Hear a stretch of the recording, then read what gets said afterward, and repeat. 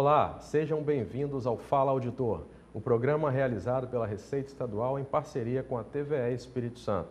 Nosso objetivo é compartilhar informações relevantes sobre temas que influenciam a gestão dos recursos públicos e o desenvolvimento econômico do nosso Estado, sempre buscando promover transparência e esclarecer dúvidas para você, cidadão.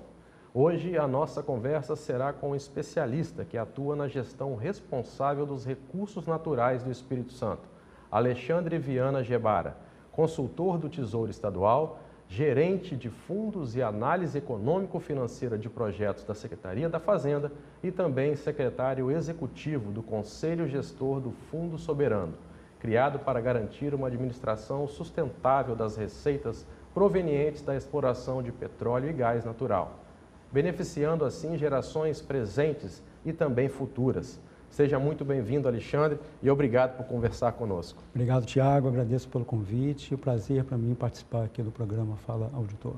Prazer é todo nosso, meu amigo Alexandre. Vamos começar então. Vou te pedir para explicar o que é o Fundo Soberano, né, e de que maneira uma gestão responsável e estratégica do FUNSES pode contribuir para a economia de forma sustentável aqui no Espírito Santo. Ok. O Fundo Soberano ele é um instrumento de política fiscal muito importante para o Estado, criado em 2019 pelo governo do Estado do Espírito Santo, com o objetivo de garantir a implementação de duas ações estratégicas. Primeiro é a formação de uma poupança intergeracional, cujo agente responsável é o nosso banco comercial, né, o Banesp, que para isso criou o Fundo de Investimentos Multimercado, que na verdade faz uma acumulação de recursos ao longo do tempo. E qual a importância dessa ação? A gente precisa de um instrumento como esse para garantir o equilíbrio fiscal do Estado em momentos anticíclicos da nossa economia, vamos dizer assim, né? De uma reversão econômica não só do Estado do Espírito Santo, como do próprio país, ou uma reversão econômica mundial, vamos dizer assim, como foi o caso da Covid-19, né? Então, ter essa reserva de recursos que pode ser utilizado nesses momentos anticíclicos, para a gente é uma forma de garantir o equilíbrio fiscal nesse período, né, mais complicados da economia. A segunda ação que a gente, que na verdade é uma vertente do Fundo Soberano, ela se baseia na utilização do próprio fundo como uma fonte de recursos para investimentos estratégicos focados no desenvolvimento da nossa região. E essa fonte de recursos, esse desenvolvimento, ela tem um foco também muito importante na diversificação e na sustentabilidade da nossa economia, né? Mas não fica só aí. A gente também utiliza o recurso do Fundo Soberano para aportar esses recursos em empresas que tenham projetos voltados para a diversificação da sua matriz energética, né?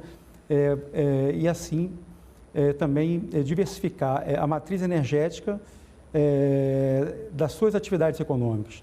Então, fazendo essa diversificação da matriz energética na atividade econômica, isso causa um impacto muito positivo do ponto de vista ambiental. Então, o fundo tem essas duas estratégias muito bem focadas, muito bem delineadas, e com isso a gente entende que vai gerar uma sustentabilidade da nossa economia. Bacana, Alexandre. E o fundo ele tem alcançado aí um destaque internacional, né, e também aqui no país, América Latina, ficando na terceira posição entre fundos, né, do mundo inteiro, né, no ranking global de fundos soberanos. Quais os fatores que você entende que levaram para que a gente pudesse alcançar essa posição, essa terceira posição, e qual o impacto disso para o Espírito Santo? Sim. Então, o Instituto Estadual, o Instituto de Estudos de Fundos Soberanos, né, sediado até no Rio de Janeiro, fez uma análise dos 100 maiores fundos soberanos de 69 países. E considerando as melhores práticas de gestão e governança desses fundos. E nessa avaliação, a gente fez uma avaliação muito precisa das métricas utilizadas. Eles levaram muito em consideração o fato de nós termos um nível de transparência muito elevado.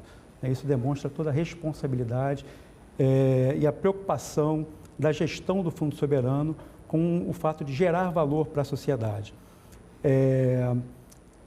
Então, assim, o impacto para a gente, isso é muito grande, né? Nós ficamos na primeira colocação na América Latina, nessa avaliação da gestão e da governança, e em terceiro lugar na colocação global. Para a gente isso tem um impacto muito positivo, porque exatamente na questão de você gerar atratividade para novos negócios, né, baseados no Fundo Soberano. Então, você pode utilizar, por exemplo, projetos futuramente que tenham recursos do Fundo Soberano, mas também recursos de outros fundos soberanos internacionais que venham participar desse negócio, tendo em vista a nossa capacidade de gestão do Fundo Soberano. Entendeu? Pessoal, é um fundo estadual, né, do estado pequenininho, que é o Espírito Santo, que foi o terceiro melhor do mundo. Né? Isso Exatamente. É muito importante, é um motivo de orgulho para os capixabas. Foi instituído em 2019, né, no governo Renato Casagrande. Parabéns mais uma vez, Alexandre, a todos os servidores ali da Secretaria da Fazenda que contribuem, né, para que esse fundo tenha alcançado esse destaque. Recursos do petróleo aqui no Espírito Santo têm sido cada vez menores. Ok? Lá atrás, isso foi muito importante para o Espírito Santo, né? A gente saiu da crise, inclusive, por conta principalmente desses recursos, mas já não é uma realidade. Graças a uma gestão fiscal sólida, né, arrecadação robusta, o Estado não depende tanto mais desses recursos do petróleo, né? E está sendo guardado nesse fundo, não é isso? Para as próximas gerações, como eu falei, é isso mesmo, Alexandre? Exatamente. Eu vou complementar a sua pergunta com alguns dados que eu acho importantes. Só para você ter uma ideia, em 2016, a produção de petróleo aqui no estado era de 396 mil barris dia. E em 2024, aliás, no primeiro trimestre desse ano, a nossa produção foi de 161 mil barris dia. Então, uma queda de 59% na produção. Mais da metade. Né? Eu associo isso também à questão de que a nossa produção de petróleo ela está concentrada num único campo, que é o campo de Jubarte, que representa aí 75% da produção de petróleo no estado. Então, além de nós termos uma queda na produção, a gente tem uma concentração. Então, de fato, isso é um grande desafio. E um terceiro dado que eu gostaria de acrescentar é que em 2018, a receita de royalties representavam 12% da receita total do estado. Era a segunda maior fonte de recursos, atrás da arrecadação de ICMS. Em 2023 e 2024, essa participação caiu para 5%. 5%. Passou a ser a terceira maior fonte de recursos, ficando atrás também do FPE. E mesmo assim, o Estado vem demonstrando toda a sua capacidade de trabalhar o comprometimento com o equilíbrio fiscal, né? A gente tem feito aí indicadores fiscais muito importantes, como o nível de investimento, o nível de poupança. Isso demonstra todo esse comprometimento, essa responsabilidade com o equilíbrio fiscal. E, na verdade, como é que fica o Fundo Soberano nesse contexto, né? O Fundo Soberano, na verdade, ele é um produto dessa rigidez fiscal do Estado. Não existiria Fundo Soberano ou não haveria sustentabilidade do Fundo Soberano se não houvesse um equilíbrio fiscal. Perfeito, Alexandre. E em relação às estratégicas do governo do Estado, né, para que a gente possa ampliar ainda mais a eficiência na gestão dos recursos, né, que estão no fundo e os que virão ainda para esse fundo. Queria que falasse um pouquinho em relação a isso, principalmente no que diz respeito a investimentos e também ao cumprimento, né, dos objetivos propostos pelo FUNCES. Ok. Primeiro ponto que eu gostaria de destacar nessa pergunta é a própria estrutura de governança que foi adotado para o Fundo Soberano. Nós temos na sua instância estratégica a própria figura do governo do Estado.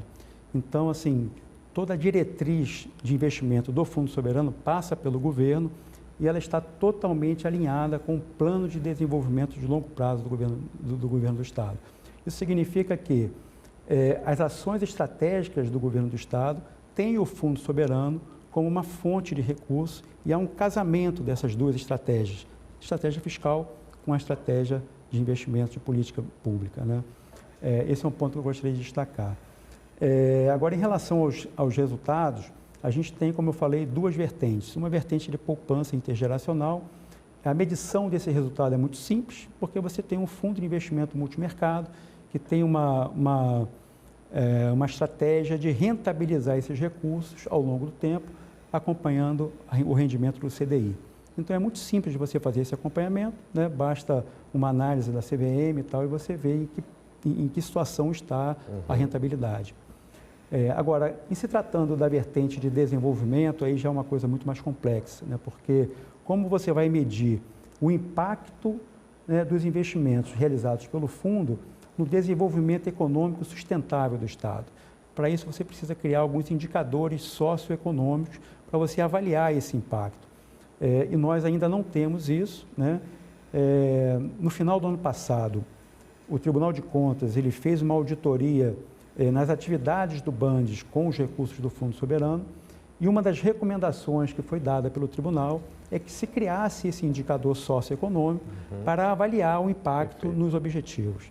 Isso para a gente foi muito interessante, porque a própria Fazenda também já tinha o interesse de que isso fosse criado, e agora o Bandes está trabalhando no sentido de criar esses indicadores. A Fazenda vem acompanhando isso, e assim que esses indicadores estiverem prontos, a gente vai dar a devida transparência no site para que a sociedade também possa acompanhar o atingimento desses objetivos, né? Na prática, a gente já tem algumas informações, alguns resultados, né? No caso do FIP-FUNCES, que é um Fundo de Investimentos em Participações, em que o governo aporta recursos em empresas de startup, visando diversificar a nossa economia de base tecnológica, né? A gente já tem, eu trouxe uma colinha aqui, só para você ter uma ideia, mais de 200 startups aceleradas digitalmente. E esse trabalho de aceleração digital é muito interessante porque é um trabalho muito focado nas empresas do Estado do Espírito Santo, nos empreendedores do Estado do Espírito Santo, que às vezes tem uma ideia e não conseguiu tirar essa ideia do papel, então é um trabalho puro e simplesmente de mentoria, não há aporte de recursos. E aí você acaba desenvolvendo esse ambiente de negócios dentro desse público-alvo mais focado no Espírito Santo. Então, foram mais de 200 startups aceleradas digitalmente, sem investimento, 29 empresas aceleradas com investimento. Então, esse processo de aceleração com investimento já é um trabalho de mentoria, já com um aporte de recursos do fundo, que varia entre 300 mil e 800 mil reais. Só para você ter uma ideia, 7 dessas 29 empresas vieram da aceleração digital, para você ver que já tem um retorno, e muitas delas empresas capixabas. E 8 empresas foram investidas diretamente, aí já são empresas de grande porte, com investimentos que variam aí de 1 milhão até 15 milhões de reais.